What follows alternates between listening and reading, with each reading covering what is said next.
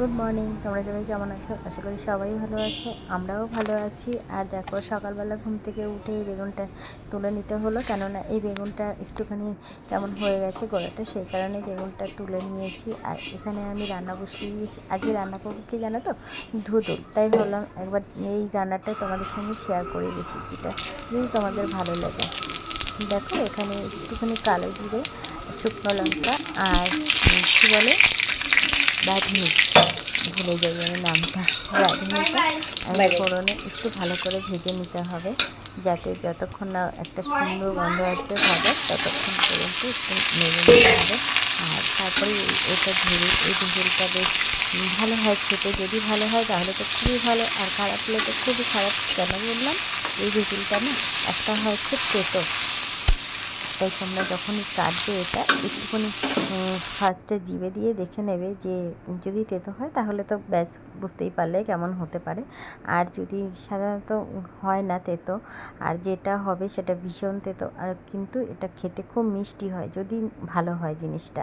আর এটা আমি প্রত্যেকটা দুটোই ছিল এখানে, সেই দুটো বড় বড় ধুদুল এনেছিল, সেই দুটোই আমি মুখে দিয়ে একটু দেখে নিয়েছি।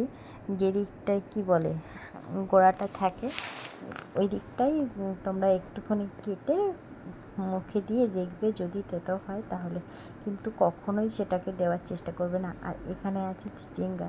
এখন তো এই গরম পড়ে গেছে, গরমের সিজনে তো এই সব রান্নাই হবে ঘরে। আর এই চিচিঙ্গাটা আমি বেশ ভালো করে পরিষ্কার করে ধুয়ে নিয়েছি।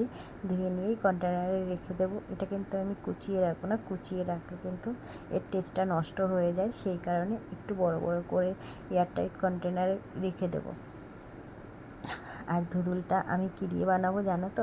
তোমরা তো সাধারণত পোস্ত দিয়েই সবসময় খাও, হয়তো যারা খাও বা কে কীভাবে খাও একটু জানিও তো।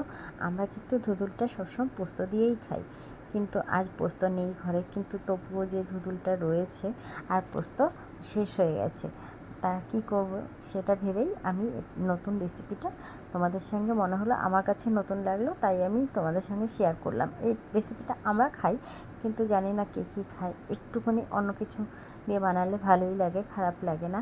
পোস্তর তো আলাদাই একটা টেস্ট, সেটা তো সবাই জানে, কিন্তু এখন যা পোস্তর দাম বেড়ে গেছে, সেজন্য একটু কম হয়।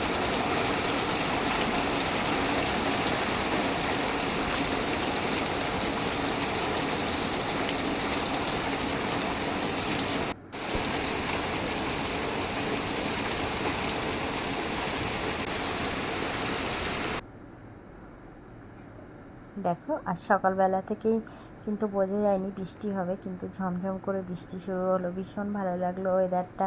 যদিও জামা কাপড়গুলো ভিজে গেছে, বুঝতে পারিনি, তুলতে যাবার আগেই জামা কাপড়গুলো সব ভিজে গেছিলো, তুলে নিয়ে ঘরে দিয়ে দিলাম মেলে। আর এখানে আমি বেটে নেব সেই পোস্তটা তো নেই বললাম, পোস্তর বদলে আমি কি দেবো। দেখো, পোস্তর বদলে এখানে কিছুটা বাদাম আমি ভিজিয়ে রেখেছি, সেই বাদামটাকেই আমি ভাবলাম খোসাটাকে ছাড়িয়ে আমি এটাকেই বেটে দিই। আর এটা কিন্তু আমি অনেকবার করেছি, এই রান্নাটা কিন্তু আমি ঝিঙে দিয়েই বেশিরভাগটা করেছি। যখনই পোস্তর দাম বেশি থাকে, খুব একটা আনা হয় না। আগে কিন্তু পোস্তর দামটা অনেকটা কম ছিল, এখন কিন্তু অনেকটা বেড়ে গেছে পোস্তর দাম, তাই সবসময় ঘরে রাখাটাও হয় না। আগে কিন্তু পোকা হয়ে যেত খাওয়ার ইসেতে, মনে হতো আজ খাই কাল খাই, ঠিক আছে রয়েছে, মাসকাবারি মাছের সঙ্গে অনেক আনা হতো, কিন্তু এখন আর নষ্ট হয় না। যেহেতু এখন 20 টাকায় একটা জেকে পোস্তর প্যাকেট ভীষণই কম থাকে, একটা প্যাকেটে হয় না। তাহলে তোমাকে যদি সেই 2 প্যাকেট পোস্ত নিতে হয়, 40 টাকা পড়ে যাবে। সেই কারণেই আমি বললাম যে যারা একটু আমার মতো কিপটে আছো, তারা কিন্তু এটা করে নিতেই পারো। আর আমি এখানে একটু 2 কোয়া রসুন বেটে নিলাম, কেন কি রসুন ছাড়াও করা যায়, এমনি কাঁচা